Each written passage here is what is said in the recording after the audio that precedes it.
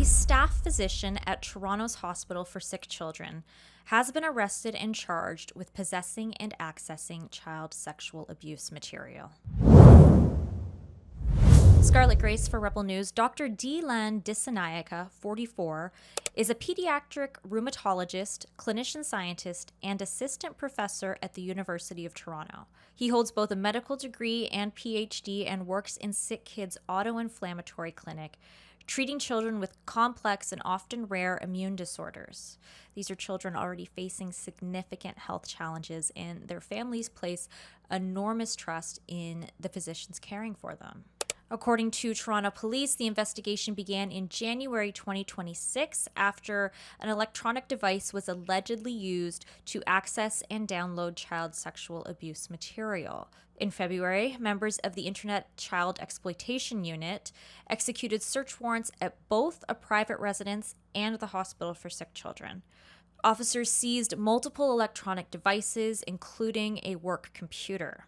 On July 21st, Dissanayake was arrested and charged with possession of child sexual abuse material and accessing child sexual abuse material.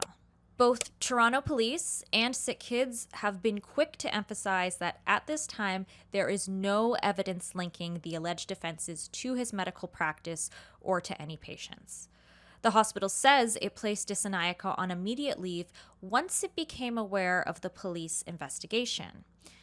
In a public statement, SickKids said patient safety remains its highest priority and that police have not identified any risk to patients. Those assurances are certainly important. However, many parents will understandably still have questions. Families who have any concerns or whose children were under his care are being encouraged to contact the hospital's patient relations. Police say that the investigation started in January. Search warrants were executed in February, and then the arrest did not occur until July 21st. So when exactly did SickKids first become aware of the investigation? Did the hospital learn about it before or after the February search warrant was executed on its property? If restrictions were placed on Dissanayake's duties before his arrest, what were they? If not, why not? We reached out to SickKids Media Relations with a series of questions seeking clarification on the timeline of the hospital's response, whether Dr. Dissanayake continued treating patients after the February search warrant, whether an internal review has been launched, and what additional safeguards or reviews are now underway. We did not receive a response before publication. Another question concerns the work computer seized during the investigation. To be clear, police have not alleged that child sexual abuse material was found on that computer, nor have they alleged that any hospital network was used to commit the offenses.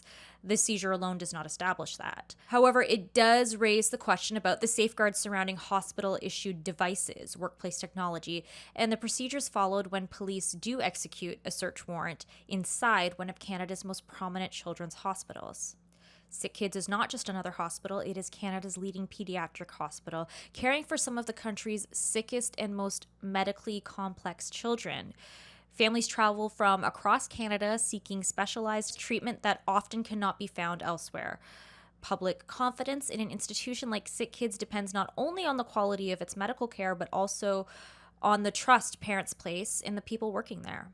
The College of Physicians and Surgeons of Ontario exists to protect the public by regulating the medical profession. Ontario physicians are required to report criminal code charges to the college, and the college has the authority to conduct its own investigation and, where appropriate, impose interim restrictions or suspensions while regulatory proceedings continue.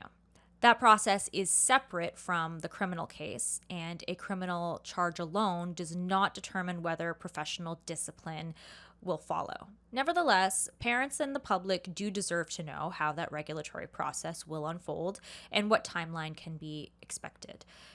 It's also worth remembering that Dissanayake was not a junior employee. Public records identify him as both a staff physician at SickKids and an assistant professor at the University of Toronto. His academic career included completing the university's combined MD-PhD program before specializing in pediatric rheumatology and researching immune disorders affecting children. Those credentials make these allegations all the more shocking for families who entrusted him with their children's care. We'll continue to follow this story and bring you any updates as more information becomes available. If you or your child were treated by Dr. Dissanayake and have questions or concerns, SickKids is asking families to contact its patient relations office directly. Help keep our rebels in the field, bringing you the stories that the mainstream media does not cover. Head to rebelfieldreports.com and chip in if you can. That's rebelfieldreports.com.